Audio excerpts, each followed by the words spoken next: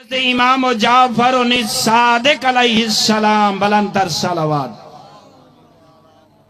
ना गल्ला सोहनियां लगदियां पईयां ये किवें सोहनियां न लगन अली वाले कोई होंदे इल्म नाल प्यार है इन्हां गल्लां वास्ते तां ओ सिखदा वदा होंदे ताकि ओ अपने दिल को अहले बैत अतहार दे फरमान दे जरिए और ज्यादा नूरानी कर गिने। अल्लाह का तेरे इमाम को पूछा गया मौला एडी आजमत अल्लाह क्यों है इंदा ना रजब क्यों अल्लाह ने रखा है।